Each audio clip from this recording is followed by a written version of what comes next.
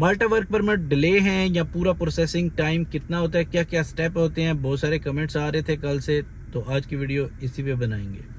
अस्सलाम वालेकुम, welcome back to brand new video. तो आज की इस वीडियो में बात करने जा रहे हैं, बहुत सारे भाई कह रहे थे कि यार जो माल्टा का वर्क परमिट आता है ना, उसके प्रोसेसिंग का भी बता दो, क्यों इतना ज़्यादा टाइम लगता है।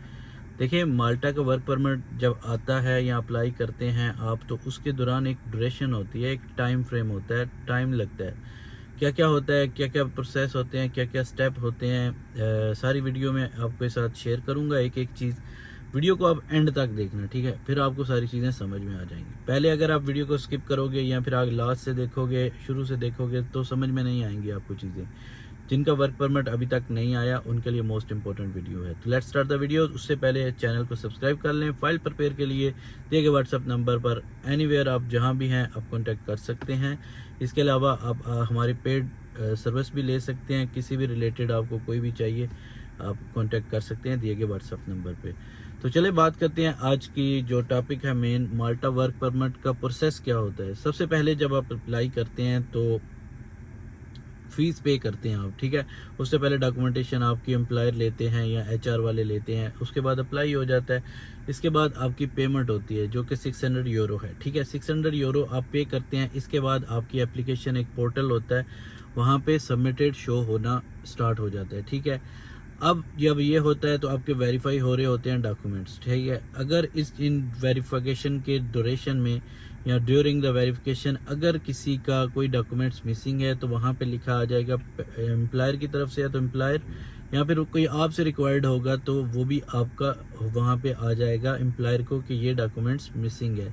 तो एम्प्लॉयर का आएगा वहाँ पेंडिंग बाय एम्प्लॉयर, ठीक है। अब वहाँ पे आ जाता है और ये प्रोसेस होता है कंप्लीट। अगर सबमिटेड के बाद नेक्स्ट स्टेप होता है, अगर इसमें कोई प्रॉब्लम क्रिएट नहीं होती तो सीधा चला जाता है प्रोसेसिंग बाय थर्ड पार्टी। अब थर्ड पार्टी में क्या होता है, थर्ड पार्टी में हर चीज़ आपकी वेरीफाई होती है, आपकी कंपनी की होती है। अब जो न्यू रूल्स आए हैं उसमें थोड़ी सी वेरिफिकेशन भी ज़्यादा होती है। वो कैसे होती है, देखो, जब आपका वेरिफिकेशन होता है स्टार्ट, उसमें कंपनी का ट्रेड लाइसेंस, कंपनी एक्टिव है, कंपनी में वाकई आपकी ज़रूरत है, कंपनी टैक्स पे कर रही है या नहीं कर रही है, या फिर कंपनी एक फॉर्मेलिटी है, ये सारी चीज़ें चेक होती है। इसके बाद आ जाते हैं आपके बैकग्राउंड पे। आपका बैकग्राउंड कैसा है, पासपोर्ट नंबर डालते ही पूरी डिटेल निकल आती है, क्योंकि आप शेंजन में बैन तो नहीं हो, शेंजन इंफॉर्मेशन सिस्टम में आपकी कोई क्राइम का कोई तो नहीं है आपका, या फिर आप जिस होम कंट्री से अप्लाई कर रहे हो या जहां से अप्लाई कर रहे हो वो पूरा डेटा इमिग्रेशन वालों के पास निकल आता है, ठीक है। अब ये सारी चीज़ें निकल आई, अब चेक हो गया तो प्रोसेसिंग बाय थर्ड पार्टी पे काफ़ी टाइम लग जाता है। इसके ड्रेरिंग जो है, इसका जो टाइम है वो मैं लास्ट में बताता हूँ कितना मैक्सिमम होता है। उसके बाद आपने क्या करना है वो लास्ट में बताता हूँ, ठीक है। अब इसके बाद आ जाता है अप्रूवल आ जाती है, अप्रूव्ड लिखा आ जाता है, ठीक है। 3 ही स्टेप हैं, submitted, processing by third party, pending हर किसी का नहीं आता। अगर आपने शुरू में डॉक्यूमेंट्स अच्छे डाले हों तो फिर आपका प्रोसेसिंग वाला ही आता है, प्रोसेसिंग बाय थर्ड पार्टी, और डायरेक्टली फिर अप्रूव पे चला जाता है। क्लियर हो गया यहाँ तक, या अब जो जो डॉक्यूमेंट्स रिक्वायर्ड होते हैं वो एम्प्लॉयर डालता है, आप उनको प्रोवाइड करते हैं, ठीक है।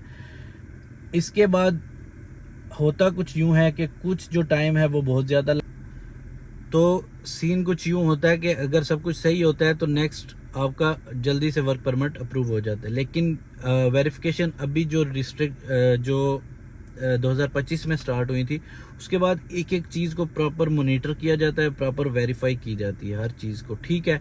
अब हर चीज़ जब वेरीफाई होगी तो डेफिनेटली आपको पता ही है फिर टाइम लगता है।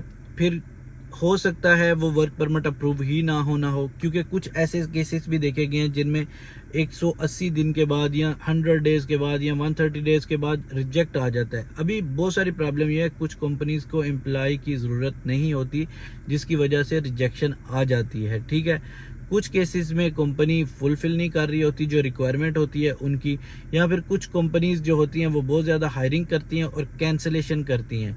जब आप ये करती हैं और आपकी कंपनी अगर आपने उसी में अप्लाई किया हो तो आपका भी वर्क परमिट डिले हो सकता है या फिर अप्रूव ही नहीं होगा, ठीक है। अगर तो बहुत ज़्यादा टाइम हो जाता है, अब आपने क्या करना है, अपने सिंपल या अपने एम्प्लॉयर को कहें कि सिंगल वर्क परमिट जो ईमेल है आप गूगल पे करेंगे आपको मिल जाएगी, उस डिपार्टमेंट को ईमेल करें, उनसे पूछे कि क्या प्रॉब्लम है, क्यों नहीं हो रहा, वो उनको बता देंगे, या फिर आप खुद भी कर सकते हैं, कोई इशू नहीं है, ठीक है। ये प्रोसेस होता है। अब बहुत सारे भाइयों के 140 दिन भी हो जाते हैं, 80 दिन भी हो जाते हैं, 180 दिन, 170 डेज, मतलब बहुत ज़्यादा टाइम हो जाता है, तो परेशान हो जाते हैं। तो भाई ये एक सिस्टम है जो अप्रूव करता है, लेकिन उसमें अभी बहुत ज़्यादा रिस्ट्रिक्शन की वजह से हर चीज़ पे टाइम लग रहा है। लेकिन अगर आप पेशेंट रहेंगे, आप सब्र रखेंगे, तो हो जाएगा अप्रूव।